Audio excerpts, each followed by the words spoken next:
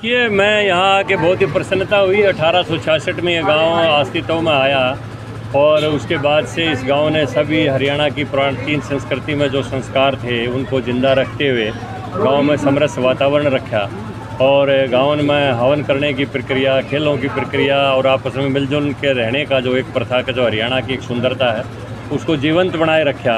इसके लिए जो समरस गंगा जो अभियान है इन्होंने गांव के अंदर चलाते रहे, हर वर्ष इसका एक उत्सव करते रहे और आज भी वो प्रथाएं जिंदा हैं। तो इसके लिए मैं हरिगढ़ के निवासियों को बहुत बधाई देता हूं और यहाँ के मुझे अत्यंत प्रसन्नता हुई है और मैं समझता हूं कि हरिगढ़ का ये आंदोलन पूरे हरियाणा में जाना चाहिए। सांसद साहब, शिक्षा के लिए बजट तो दे दिया जाता है लेकिन शिक्षक अभी तक नहीं पहुँचे हैं, उसको लेकर क्या? देखिए, बात ये है, बहुत से गाँव में एक बीच में जो ऐसी प्रथा आई कि इंग्लिश को पढ़ाना बहुत बड़े स्टेटस का काम बन गया और प्राइवेट स्कूलों ने इसका खूब बखूबी फ़ायदा उठाया और प्राइवेट स्कूलों की बाढ़ आती गई और लोगों ने सरकारी स्कूलों से अपने बच्चों को उठा लिया कि अंग्रेजी पढ़े बगैर बच्चा कुछ बनेगा नहीं, जबकि सच्चाई इससे बहुत दूर है।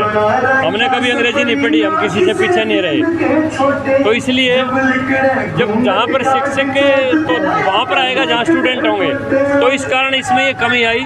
अब जहाँ पर स्कूलों का अपग्रेडेशन होता जा रहा है और स्कूलों की अच्छी व्यवस्था होती जा रही है, बच्चे भी बढ़ते जा रहे हैं और नई शिक्षा नीति में शिक्षक के प्रशिक्षण पर सबसे बड़ा जोर दिया गया कि शिक्षक की क्वालिटी होनी चाहिए। अब यहाँ के शिक्षक की अच्छी क्वालिटी है, उसकी बदौलत ये तरक्की कर पाया स्कूल। तो उस तरफ नई शिक्षा नीति में जोर दिया है और अब इसकी कमी मैडम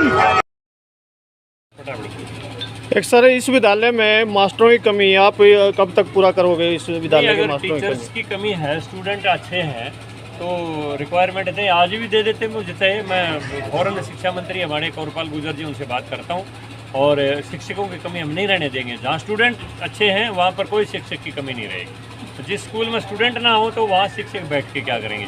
तो ये अच्छी बात है कि इस स्कूल में स्टूडेंट अच्छे हैं, टीचर ने अच्छी मेहनत करके इसको अपग्रेडेशन के लिए काम किया है, तो शिक्षकों की कमी नहीं रहेगी। रिक्वायरमेंट भेजते ही हो जाएगी। बजट को अमृतकाल का नाम दिया गया है, क्या खासियत रही? इस बजट में 25 साल का विज़न हिंदुस्तान सरकार ने लिया है, क्योंकि 2047 के अंदर भारत को 100 साल आज़ाद हुए हो जाएंगे। 2047 के भारत की कल्पना की गई है, उसका स्वरूप क्या होगा।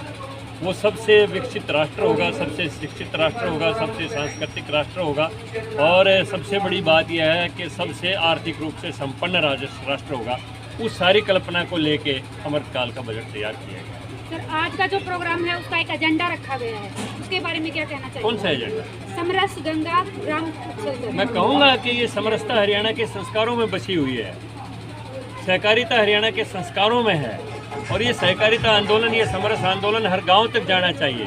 कुछ पॉलिटिकल लोगों ने जो हरियाणा के सामाजिक वातावरण में जहर घोलने का काम किया है वो इसके उत्तरदायी तो हैं उसका, और ये उनको सज़ा मिलेगी राजनीतिक रूप से। मैं दावे के साथ कहता हूँ, हरियाणा का वातावरण जिसने भी बिगाड़ने की कोशिश की है। यहाँ पर मैं एक आपको उदाहरण देता हूँ। एक बार मेरी काशीराम जी से बात हुई थी जो बसपा के संस्थापक थे।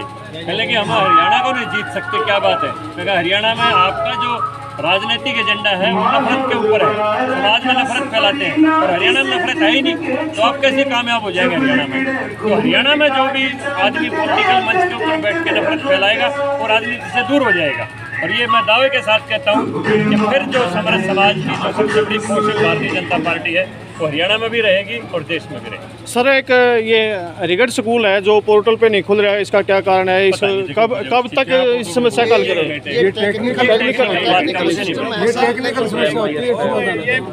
चीजें और टेक्निकल है, वो तो प्रशासन का काम है ना। आप डीओ से डीसी से उनसे पूछो ना।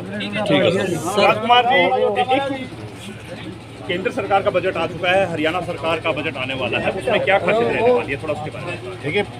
बजट का जो हरियाणा सरकार का है वो 23 तारीख को माननीय मुख्यमंत्री जी वित्त मंत्री के रूप में पेश करेंगे और उसमें भाजपा संगठन ने 23 तारीख को हर पार्टी कार्यालय पे उस बजट को लाइव सुनने की कार्यकर्ताओं की सुविधा की हमें कहा गया है और बजट तो सरकार पेश करती है, हमारा संगठन का काम नहीं है। संगठन के नाते उस बजट का जो एक अच्छा बजट मुझे लगता है माननीय मुख्यमंत्री जी केंद्र के बजट को देखते हुए अच्छा बजट पेश करेंगे और अच्छी एक रचना अगले साल के लिए करेंगे।